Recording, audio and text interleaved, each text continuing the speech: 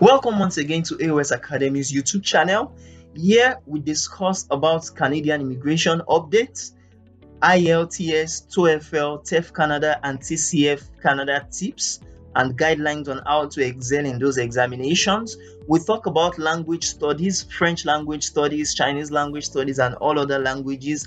And lastly, we talk about how to assist yourself with research, how we can be of help to you as you write your project, your thesis, your dissertation works. Now, today I want to be talking about a crucial aspect of exam preparation. Exam preparation for IELTS examinations, TOEFL examinations, which are the English-based exams, and TEF Canada and TCF Canada, which are the French-based examinations. Why am I talking about that today? Is because I see a lot of students who we get to help, who we get to assist with their preparation, lack the knowledge of what I'm about to talk about today.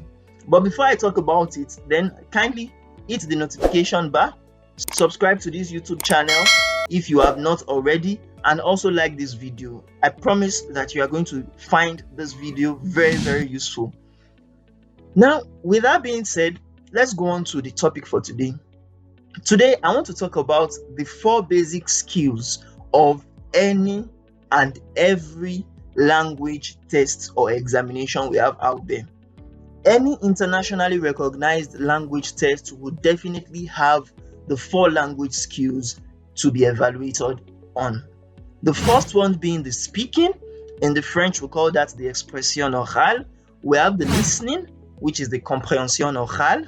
We have the reading, which is the compréhension écrite in the French. And lastly, we have the writing, which is expression écrite. Now, for people that are writing the TEF, it may be slightly different. We have the production orale and the production écrite, which is for the expression orale and the expression écrite. They are both the reading and the writing, or rather the speaking and the writing. Now, something about these tests skills is that you are not just going to be tested on your ability to speak the language.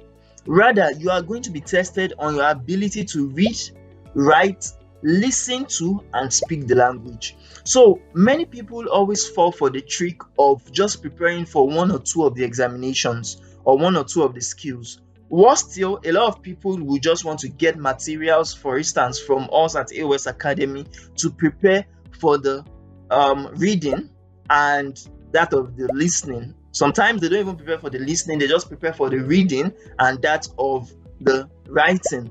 And it's a very, very bad approach to preparing for any of those exams. Why? Because you cannot pass the exam without excelling in all of the 4 skills. If you excel well in the reading and in the listening, for instance, and you fail the writing and the speaking, in most of these examinations, it is still said to be that you have failed the exam. Do you understand? Now, what that means is that even with how you take so much attempt to write well, to practice the first 2 skills or the first 3 skills, the fact that you fall short of 1 skill means you are still going to rewrite that examination again. So we at A.O.S Academy, we take a different approach to preparing students for these examinations. And what do we do? Very simple. The very first thing before we start preparing any candidate for any of these language examinations, especially if they say, for instance, if they are French speakers already and they say that, oh, I'm already at the B2 level or I'm already at the B1 level, we can't take your word for that easily. Rather, what we will do is to take you through a placement test that would allow us to evaluate your knowledge based on the language examination, not even based on your ability to speak the language already. For instance, if you know the French language already before you came to enroll with us to prepare you for the TEF Canada, and for instance, you have already taken examinations, TEF examination, for instance, of the A2 and succeeded in the A2 level. In other words, you feel that you are in the B1 level. The very first thing I want you to always take note of is that each of these exams have their own discrepancies. They have their own differences. Do you understand? The fact that you already have the result of TEF does not mean that you are or you have already surpassed the level of A2 in the TEF examination, the TEF Canada examination. So in order for us to ascertain that particular level that you have gotten in the DELF-DAF, we have to test you with the resources, the materials, and the past questions of TEF Canada to see if your knowledge that you have accumulated in the French school that you have been to before and the exam that you have done, you understand, through the DELF-DAF curriculum, we have to ascertain that it is leveling apart with what TEF Canada or TCF Canada actually approves of. Similarly, if you have been learning English before, definitely you have written your WAEC, written JAMB, you understand, for people that are in Nigeria, or even other English-based examinations through primary, secondary, and perhaps even tertiary education. The fact that you even have a bachelor's in English doesn't mean you are going to excel in the IELTS exam or in the TOEFL exam. In other words, it would still depend on how you are able to read, write, listen, and speak the language through the past questions, the study materials of any of those examinations you want to prepare for. A lot of people even want to just prepare for IELTS general training and use the knowledge of IELTS general training to go and write IELTS UKVI, the United Kingdom Visa and Immigration training. It doesn't work that way. You have to prepare for each of those particular examinations with their own study materials and with their own past questions. Do you understand? You can't rush to go and write the IELTS academic after you have trained for IELTS general training. It doesn't work that way. You understand? And that is why a lot of people will keep on failing the IELTS exam, even though they are quote and unquote English speakers already, even though they are quote and unquote francophone speakers already. So I would always advise our students that come to us at A.O.S Academy to try to unlearn and to relearn what they had known before or what they had not known before. You understand? Always be open-minded to prepare for those kind of internationally recognized language examinations. Mind you, if you have excelled in those examinations even before, for instance, for IELTS or TEF Canada, if you have excelled in those exams 2 years ago, the fact that you have excelled in those exams 2 years ago doesn't mean that you would continuously excel in those exams right now. Why? Because the curriculum of those examinations are always changing and evolving from time to time.